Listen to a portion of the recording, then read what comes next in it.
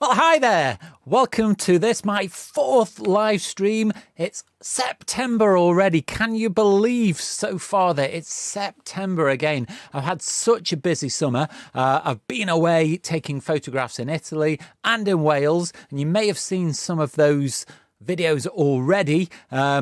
But there's lots more to come. At the moment, I'm so far ahead of myself with videos. I'm prepared up to about the middle of October so far.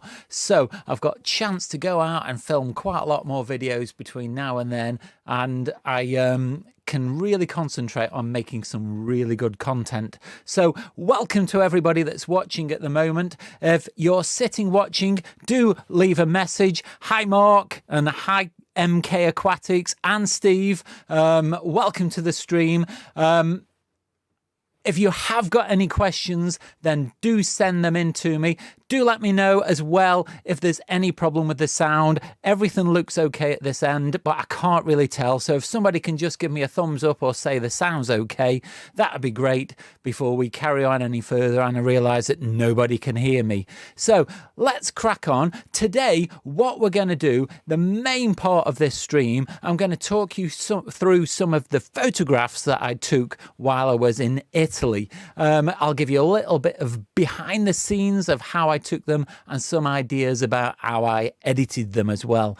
But that's later on in the stream. While we're just waiting for a few more people to come in, I will just mention my Teespring store. I'm going to do that again later at the end of the stream, but this is really for anybody that's watching after the live stream on the reruns. I just want to mention that I do have a Teespring store with lots of merchandise available. Now, if you go and visit there, it's really helpful for the channel if you buy anything, but it's not at all compulsory. It just, if you feel like there's something that you fancy in there, there's lots of new designs, so go and check that out because it really does help out the channel. And thanks for everybody that's already bought something.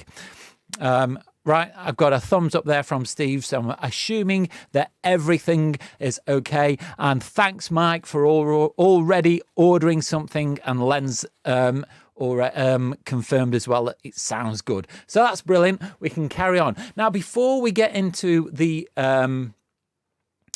pictures a little bit later, what I want to do is I just want to share something that's been on my mind recently, and I'm sure everybody's faced a similar thing as a photographer. And I've been looking at new cameras. It's one of those things that is always a problem for a photographer. You see a new camera come out. Now, you will have probably seen some of my videos and know that I've got two cameras that I use most of the time. When I'm doing wildlife photography, I tend to use my D850. And when I'm doing landscape photography, I use my Z6 II. And the reason for that is I really do like the mirrorless system. I like the EVF and I like the ease of use. It's just really, really friendly to use. But the autofocus doesn't seem to work as well on the Z6 II as it does on the D850. So I still end up taking my SLR out when I'm taking photographs of wildlife. But I have been itching to get something new. I'm thinking, or I'm not thinking, I've sort of looked at some Sony systems. But the problem is when you start looking at different systems, is that then all of the lenses you've built up, because I'm a Nikon user, all of those lenses then become a little bit superfluous and you have to start again. Now, what attracts me to the Sony is the autofocus, but also the ability on the A7 Mark IV that the screen flips out, and I could also use it for filming videos as well. So I could just take out one camera for videoing and for taking stills. So that attracts me. But equally, I don't know whether I can take the hit with the lenses. So what I'm going to do, I think what I've decided I'm going to actually end up doing is waiting to see whether Nikon do actually bring out the Z8. Now, that is rumoured to be announced anytime soon. The last rumour that I saw, the Nikon Z8 was due to be announced in September, and we're in September, so it could be any day. But as things are going at the moment, it could get pushed back. But if you've got any ideas about good cameras, or what you've got, or how you've come to this decision, let me know. I'm sure it's something that everybody faces, but I just thought I'd share that with you. It's just something that's going around in my mind at the moment. But unfortunately, I'm not actually very good at spending money, so it'll probably be a little while, and I'll probably end up waiting for the Z8, to be fair. So we've talked about that. I've said that I'm ahead of myself. I've got a little list here to remind myself of things that I need to talk about. Also, what you could do is, if anybody has any ideas for future locations, I'm always keen to visit new places, especially if it's to do with wildlife. I've recently visited a place called RSPB Marshside, which is in Southport. So you may have seen that video a few weeks ago. That was the birds in flight, and that was a place that I'd never been to before. So I'm really keen to find new locations and try some different kinds of wildlife. Landscape is quite easy because I'm quite close to the Peak District, and I'm quite close to North Wales as well, so I can get some really good locations for landscape photography. But the wildlife, I find more tricky to actually find locations, and I don't want to keep making videos of garden birds because I've got to hide in the garden, as you know. So I want to try something different. So if you've got any ideas of locations that I could visit, let me know. We've got Watch Tree Nature Reserve in Carlisle. Well, that's certainly going to be a little bit of a trip for me up the M6, I think that will be from here. But it's certainly, as I'd just been to Wales, I spent a couple of nights there and got a few videos filmed. So something like that might be a possibility, and do a stay over as well. But keep letting me know down below in the comments. If I don't get round to responding to them during the stream, I'll certainly have a look at them afterwards. But it's always good to have different ideas and go to different places and try something new. Right, so I think I've done most of what is on my list. If you've got any questions, don't forget to send me those, because I can always answer any questions from the live stream. We've got a few people watching at the moment, so do let me know if you've got any questions, and I'll try and answer them either as they come in or towards the end of the stream. So what we're going to do now is we're going to jump over to some of the photographs that I took while I was in Sorrento. Now, this is not just going to be me showing my holiday snaps. I do want to try and give you a little bit of useful content as well, and talk about why I took them and how I edited them. So if I jump over into, just click the right button. If I jump over here into PowerPoint, you should be now seeing PowerPoint on the screen as well as me. And what we've got now is a photograph of Amalfi Cathedral. We were in Italy, and we went for a trip along the Amalfi coast. Now, there is a video coming up for this, but as I said, I'm quite far ahead of myself, so I don't think this is scheduled until probably October time, this video that I filmed in Amalfi. But I did take this shot here on the left of the cathedral and the steps in front of it. And as is usually the case when you take this kind of picture when you're on a holiday, there's always lots and lots of tourists in front of where you're trying to take. And so the image on the right-hand side is genuinely the same image, but with an awful lot of cloning that's been taken place. Now, I did film a video this afternoon that talks through the cloning process on this particular image. So if you are interested in how I managed to clone all of those people out, there'll be a video coming up at some time in the next couple of months. It's filmed, but it's just been put into the queue. But basically speaking, it's very painstaking. The trick to good cloning is to make sure that you sample from lots of different places. Now, if this is something that you're not familiar with at all, then watch out for the video. Now, if you are familiar with cloning, one thing that often lets people down when they're cloning is they start to get repeating patterns, and it becomes really obvious that there's been some cloning. Now, hopefully, if you look at this, you should see very few repeating patterns, because I've tried to clone from different locations all over the image to make sure that it looks natural and genuine. Now, it did take me quite a long while, I must admit, especially on some of the areas along the edge where the people are on the sides of the steps and there's not a lot to clone from. So it did take quite a bit of painstaking work, but in the end, I think it was worth it. So that was some cloning. Look out for that video coming up in a few months. Now, we also went inside the cathedral, and this is taken from within the cloisters. Now, when you're out and about with your camera, it is important as well to think about how your final images are going to look. And when I saw this, I thought this would really do very well as a mono, because all of the columns were white and there was quite contrasty, harsh lighting. And that is one thing that you will find when you're away on holiday. Quite often, you will get very bright sunlit days that provide really harsh, contrasty light. Now, this is absolutely not ideal for taking photographs, but it does work quite well if you're going to convert the image to a mono. And so I thought when I was there that this would make for quite a nice mono image, and it turns out that it did. The repeating patterns and the simple tones that you get from a mono image, I think works really well. Just have a little drink.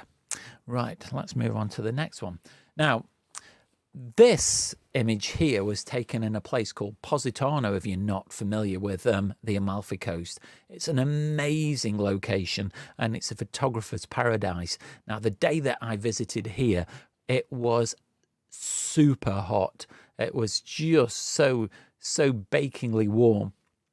And as you can tell, the town is built on the side of a hill, quite a steep hill at that. So a lot of walking was involved to get to this location. But I took this probably fairly well-known picture. I probably stood in a place that lots of people have stood in to take this shot over the town.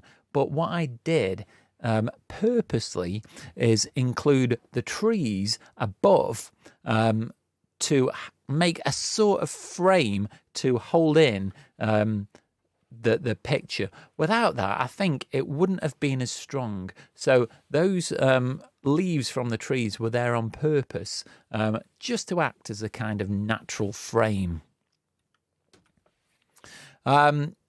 Just before I go on, the chat seems to have gone very quiet. I know that it says there's only 3 people watching at the moment, so I assume those are the 3 people that have already made a comment. But any of you that are watching, if you do have any questions about anything that I'm talking about at the moment, or anything that you'd like to ask me, then do leave it down below in the chat. I can see it's coming up right in front of me. So send me in your comments. It just lets me know you're there as well. So we'll move on to another view of Positano from the opposite side of the valley. So this is where we just were looking at. About halfway up there, up that hill there, is where this was taken from, looking back in the opposite direction. And it, again, is a very, very classic view. And unfortunately, this would be so much stronger with slightly less harsh light. But unfortunately, you have to just live with what you get when you go in the middle of the day. When you're on holiday, you get very harsh lighting conditions. Now, ideally, you'd want a sunset or a sunrise to give you soft lighting, but you have to try and make the most of what you're given. And I still think that this is a very pleasant shot. We've had somebody new join. If you're new to the stream, do let me know who you are down below in the comments so I can say hi to you. Let's move on. Now, this was a very opportune shot. I was stood taking photographs of Positano, and this particular spot here, there was a bit of a queue developing because lots of people wanted to just stand on this location to take a photograph over the town. And so after I'd taken my photographs, these two girls came and they were posing for the friend, but I just thought I would use them as a little bit of a subject as well in my photograph. So it was a little bit opportune, but I do actually like this photograph. Now, unfortunately, they aren't looking at me, they're looking at their friend, but either way, I still think it makes for a pleasant photograph. And it's Phil that's joined, so hi, Phil. Hope you're enjoying the stream. Don't forget, anybody watching, let me know any questions that you've got. Now, this particular shot here is the shot that I got out of the camera. Most photographs that you take probably will end up looking like this, especially if you expose for the sky, which I did on this shot here. If you expose for the foreground, which would be the cliffs and the sea in this instance, then the sky is going to go very, very bright and possibly even burn out. So nowadays with modern cameras, because they've got such a good dynamic range, then what you need to do is try and expose to the right, so you expose for the highlights or make it as bright as possible without burning out the highlights.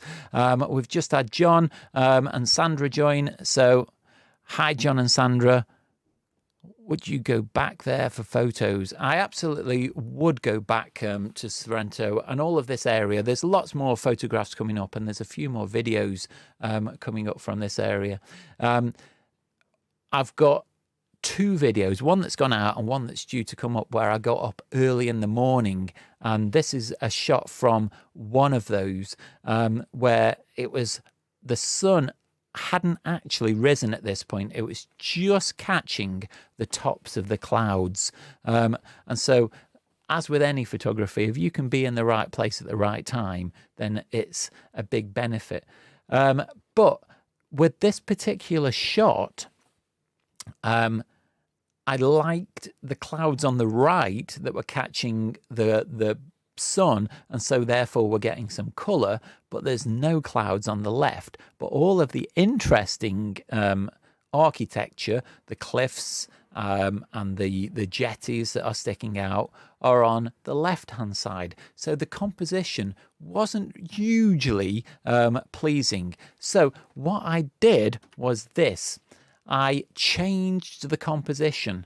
So the jetty that was down in the foreground, I copied and pasted and stretched out to fill the frame. And then the sky I compressed to make less of it. So the area of blank space was not as noticeable in the sky. And so this is quite massively recomposed. And then obviously when I put this into RAW, I'd lifted all of the shadow details. So it went from this straight out the camera to this, which I think is a much better image. Now, when you see that, you could say that maybe it's slightly oversaturated, particularly in the sky. But it's, as you look at it without seeing the original, it's not quite as noticeable. So this shot here was a panorama that I did. So this is the entire Bay of Naples. So on the left, we've got the same location as we've just seen, but then it sweeps all the way around, and we've got Vesuvius on the right-hand side, and then the other side of the promontory that I was stood on. And so that is the entire Bay of Naples. And this was about the only day that we got where there was any kind of cloud in the sky. Every other day was completely blue sky, and wasn't anywhere near as dramatic as this. And this was just slightly before sunrise. I think the sun may have risen, but at this point it was behind some hills, so it wasn't actually hitting where we were. Now here's another shot. This was taken in Sorrento. We've got Vesuvius there in the background and a jetty in the foreground, but this was recomposed just to make the composition better, and I turned it into this. So I cut out some sky, and what I also did was took Vesuvius and slid it so it was right at the end of the jetty. And also, if you look in the sea, there's a few extra buoys and a boat. And I got rid of that because I just wanted the single post that was right at the end of the jetty, just to get rid of any distractions. And so that's something that I didn't think about when I was taking the photograph, but when I got it back in the computer, it just seemed like that improved it. I did try taking some people photography. While I was there on holiday, I'd got my compact camera. Now, this is something that is not easy to do, whether you're on holiday or whether you go out in your where you live to take pictures of people. It's certainly not easy. Some people are better at it than others, but it's something that you can get better at with practice. Now, I use my compact camera for taking these photographs. And the benefit of that is it's got a flip out screen, so you can have it and look down at it rather than have it up to your face. And it just makes it less conspicuous. But you can still get a rough idea of the framing, and you can take shots that don't draw attention to yourself. Now, technically, there's nothing wrong with taking pictures of people, but some people just may have a problem. And in that case, you just offer to delete them, I suppose. But it created some quite interesting shots. I've got this here that was taken. These two people were walking towards us. I think they may have been crossing over to get out of the way of where we were. And it was quite dark, and there was quite a lot going on in the background. So with a little bit of work, I turned it into this, which I think is a great improvement. But as well as lightening the characters, the two females, I've also darkened the background and blurred the background slightly. But I don't know whether you noticed, if you look at the older lady's foot, on the original photograph, I'd actually cropped her toe because I wasn't framing it properly. I was taking the image quite quickly. I'd managed to crop her toe out. So in the new image, what I've done is I've rebuilt her foot using the other girl's foot. And so there's a little bit of cloning gone on to just rebuild the bottom of the image so that her foot is still in. And when I did lighten the image, I think the expression on the little girl's face is really good. And that's what makes this shot for me. The same with this shot. This was somebody just sat in a doorway. And as I walked past, I don't know whether he noticed me with my camera or not, but he just happened to look in my direction. And I probably think this is my favourite shot that I took of people while I was there. Now, probably the main draw for going to these that part of the world was the cities of Herculaneum and Pompeii. And for those who don't know, again, these were cities that were covered by the eruption of Vesuvius in the 1st century. And so it's a long while ago. I was going to tell you the exact date then, but it wouldn't come to my mind. But these skeletons here were found at a place called Herculaneum. Now, Herculaneum is a smaller and possibly less well-known city. I think most people will have heard of Pompeii, but Herculaneum is less well-known, but it is actually better preserved. And these unfortunate people were found in these rooms here that were opening onto the sea, so they were possibly waiting to be rescued by boat and didn't actually make it. And it does make the whole thing very, very somber and really moving when you see that these places were places where people lived and died as well. So it was a really interesting place to visit. Obviously, you've got all of these kind of things, which you will have seen if you've ever studied Romans at school or out of school. And this is a Roman fast food place. Basically, this is a shop, and inside all of those containers would have been food that people could have come and bought from the shopkeeper. And I just think that the state of repair that these are in is so good, considering that they are 2,000 years old. And you get to see things like this as well, where these paintings and frescoes were under however much lava and whatever it was that covered them from the volcano, and yet they're still in such good condition, and the colours are so vivid. It's so interesting to visit this part of the world and see these kind of things, and really just it does bring it into very stark reality.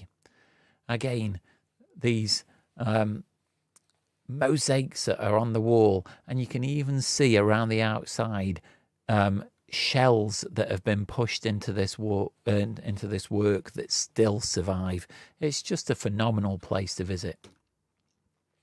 And that there is the view of Herculaneum. So it's not a huge site, but you can see down below at the bottom of the image the places where the skeletons were, and then the other buildings going up through the image, and at the back is the current city.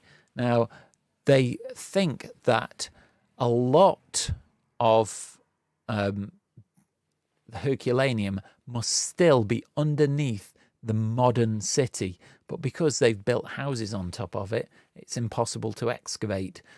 So there could be even more that's underneath where the current city is. And then in the background, you can see the volcano as well.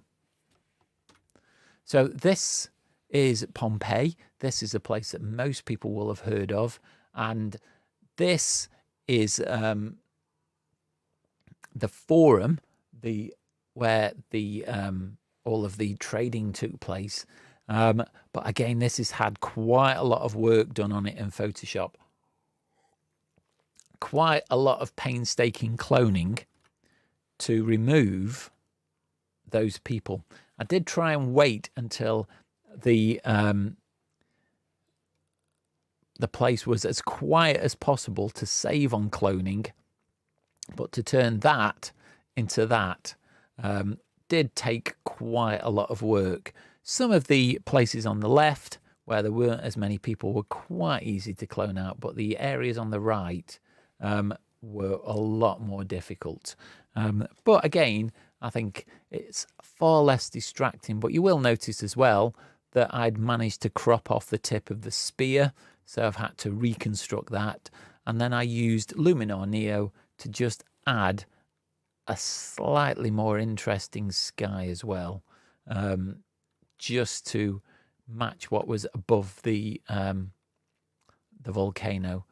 So that was that. And then again, one thing that Pompeii is very famous for, if you've never been or seen anything about it, are these casts of human figures that are all around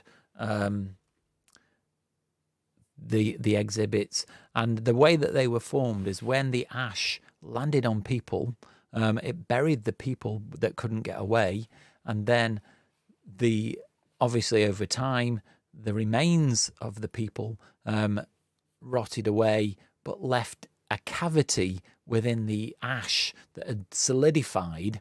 And so when the ruins were being excavated, the archaeologists came across these voids within the ash, and somebody had the bright idea to pour some plaster into the voids. And when they then excavated them, they found that they formed these very, very evocative casts of the people that died during the eruption. And it really does make the whole thing seem very real and very, very somber, because you can, in some cases, see that there's one that is sat almost praying or in a praying position, and you can see just how real it was. And so it's very sad, and really does bring it home. And this is possibly the one of the most stunning places within the complex. It's the amphitheatre, and I said to my wife while we were there, I just can't imagine what it was like as an archaeologist to remove the ash that was covering all of these buildings and find this amphitheatre in this kind of state of repair that had just been buried for 2,000 years. How amazing would that have been? It's super to photograph now, but if you were an archaeologist, what an amazing thing to find. And while we were there, we did see lots of archaeology still taking place. They are still discovering new things every day. And there's an exhibition where they've just uncovered a chariot that was buried. It was a ceremonial chariot, but they've just uncovered that and put that on display. So all the time, things are being found. But if you ever get a chance to go and visit this part of the world, then I would highly recommend it. Now, one of the things that I did while I was there is a scuba dive. Now, there is a video on the channel of when I scuba dived. Now, if you haven't checked that out, please do go and do that. The video hasn't had as many views as I was expecting. I'm just checking now to see how many views that has had. Where's the video? At the moment, it's only had 204 views. Now, for some reason, it wasn't everybody's cup of tea, and it's not had a lot of views, but it is really interesting seeing all of the underwater wildlife. Didn't manage to take any photographs as such, but it's still an interesting watch. So if you've not seen that, go and check that out, and just boost the views up a little bit. I really did like filming that video, and it was an amazing experience. So go and check that out. Yes, let's go back here and click on there. Right. So I have just mentioned that I've been away to Wales. So I spent a couple of nights in Wales and got some interesting shots while I was there. Now, this is from a video that you won't have seen yet. And this was a really quiet, almost unheard of place. The guidebook did say that this lake doesn't really get many visitors. And while I was there, on the way up, while I was there, and on the way back, I didn't see a single person. Now, I'm not going to try and pronounce the name of this because I will certainly butcher it. I've got the guidebook here in front of me. Go on, shall I give it a go just for a laugh? And we're going to go for Lynn Comfinnen. Now, I may have completely butchered that, but this book here that you may be familiar with, or you may be familiar with the series anyway, is really useful for photographers. And I got it. It's a photographer's guide to Snowdonia in North Wales. And before I went, you can see all of my post-it notes that I've stuck in the top of the book, and those were the areas that I wanted to visit. And this was one of them, and I just liked the way that it was so quiet, and we've used the rocks in the foreground as a bit of a leading line, and then into the mountains in the background. Now, that is not Snowdon, but it's part of the Snowdon range. Snowdon is slightly behind that one that's in front, but I really did like that one. What I then also did is looked along the bank for rocks that were useful as a foreground interest. And again, this was one that I really liked. Unfortunately, again, I was there at the wrong time of day. It was too bright, really. But even so, I still think that this works really well. I've got, just looking at how many I've got left, there are about 2 or 3 photographs still left. So if you're still watching the stream and have any questions that you haven't asked, any burning things that you want to know from me, either about what we've seen in the photographs or just anything in general, do let me know, because we've probably only got about 5 or 10 minutes left of the stream. So just send me those comments. There's still a few people watching, so send in your questions and I can answer them before the stream ends. So we've got this that I filmed while I was in Wales. I visited a place called Swallow Falls, and it's turned into a little bit of a tutorial video about how to photograph moving water. But I did a test that turned out to be really quite enlightening, hopefully for people watching, but certainly for me as well. Because quite often when people take photographs of moving water, they have quite strong opinions on whether the water should be frozen, whether it should become streaky with a slow shutter speed. And some people are quite set in the ways about what they prefer. Some prefer one, some prefer the other.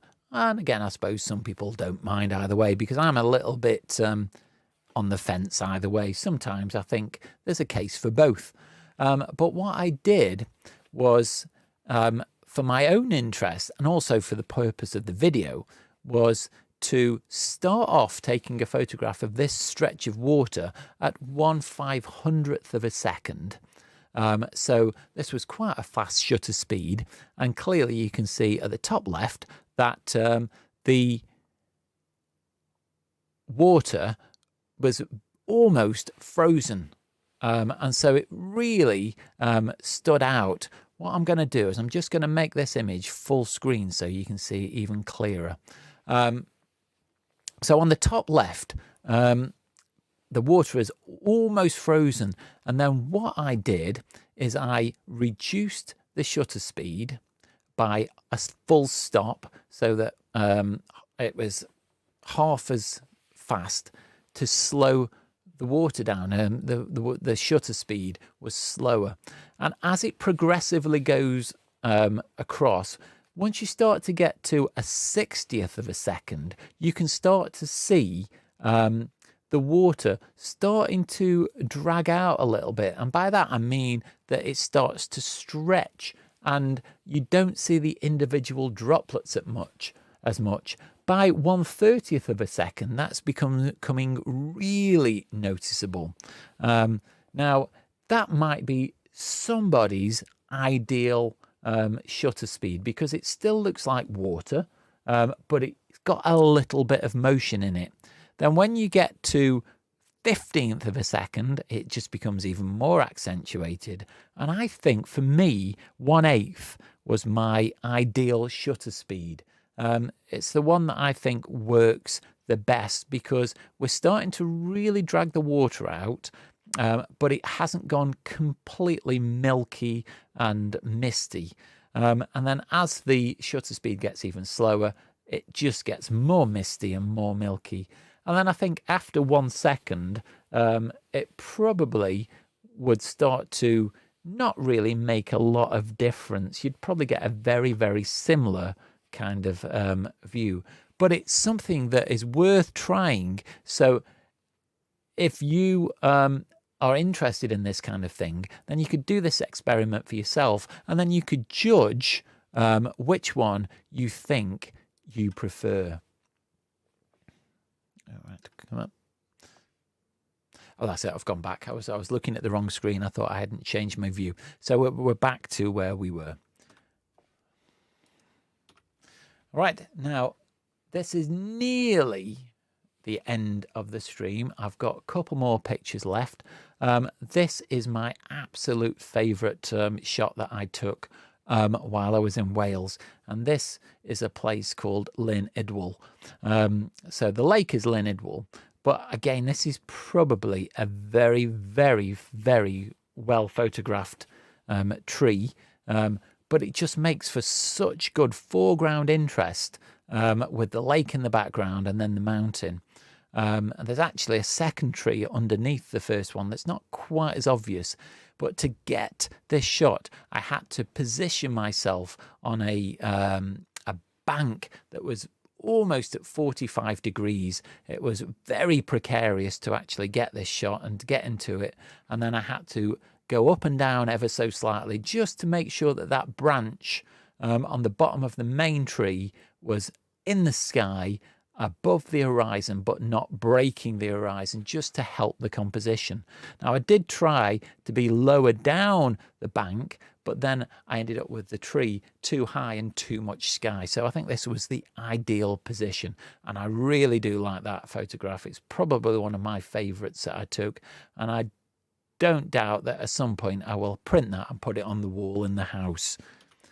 And then finally, I think this is, oh no, it's not quite the last shot. We've got a couple more. I've put this one in purposely because this one was taken with my GoPro, believe it or not. When I went to this location first, I was doing a kind of scouting mission, so I'd only got the GoPro, and then I decided it was so good that I needed to go back, and I wished I'd have taken my main camera when I visited it the first time. But I was so impressed with the quality that the GoPro will give. And now this has been enhanced ever so slightly using Luminar Neo. But even so, I still think that it really stands up well. And I don't think I would go out with only my GoPro, but if I'd only got my GoPro, I know that I can get some reasonably decent pictures because there's absolutely nothing wrong with that. Now that there is exactly the same location, but just a little bit later in the day, and this was taken with my main camera. And so when you look at the two, it's been processed ever so slightly different because there's a little bit more colour in the rocks with my Z6 II than with the GoPro, but I think that's possibly more to do with the processing rather than the camera itself. So you could say that this image is slightly richer, and I've been able to get control of the shutter speed, so the water has just started to move a little bit more. So I've got a slightly slower shutter speed, so the water has started to move. But it was later at night, so I had got my tripod, and the light would have been a little bit lower, which could have contributed to that. But you can see that the difference between the two is very negligible. And then finally, this is the last shot, because on this particular shoot, I wasn't expecting much to happen with the sky, but on the way back to the car, this happened, and this is always the case with photography. Unless you're out and trying to get some good shots, then you're going to miss things like this. You can't always guarantee they're going to happen, but if you're not there, you definitely won't get the shot. And it was just so fortunate to be in this lovely location. And so I noticed the sky starting to light up. And so I was on the edge of the lake. And so I just put the bag down and got the camera back out. Now, this particular shot, I think may have even been taken with my GoPro. I can't remember whether this is a GoPro one or whether this is a normal camera one. But I was just so fortunate to be in this location, and I put these few rocks in the foreground because it was a very quick grab, not only because obviously at this point the sky was not going to hold this colour for long, but I was still about another half an hour's walk away from the car.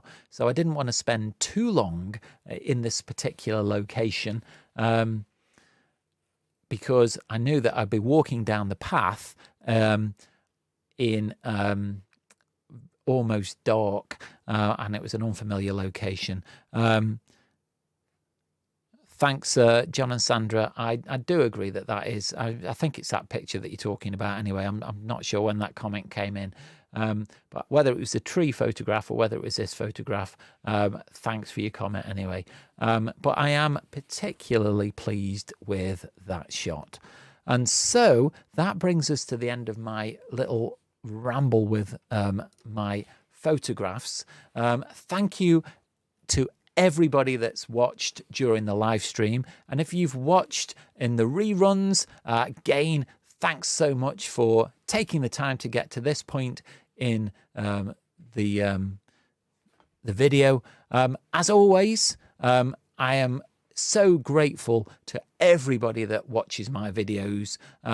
If you have got any last minute questions, do send those in now just before we close out the stream. What I will just do is remind everybody about my Teespring store. Go and check that out because visiting there does really help out the channel if you buy anything. Obviously, just have a browse, see if there's anything that you fancy. And there's no compulsion, obviously, to buy anything, but it really does help out if you do buy anything. It just makes sure that I can continue to make future content and visit more interesting locations. But again, I was just saying, I am so grateful to everybody that watches my videos and leaves such generous comments. It always does blow me away that people enjoy watching my videos. I'm just doing it because I enjoy my photography, and what I want to do is trying to get you to enjoy your photography as well. I do think it's so important that you just go out with your camera and take photographs that you like and for your own reasons rather than taking pictures for other people. Yes, you should still try and improve your photography. I want to get better, but the main thing is that you enjoy yourself, and that is my message throughout my whole channel, and it's what I try and do every time I walk out with my camera. So again, thanks for watching. Watch out for next week's video. That'll go live on Sunday as normal, so we'll be back to the normal schedule. All that's left now though is to say stay safe, and I'll see you soon.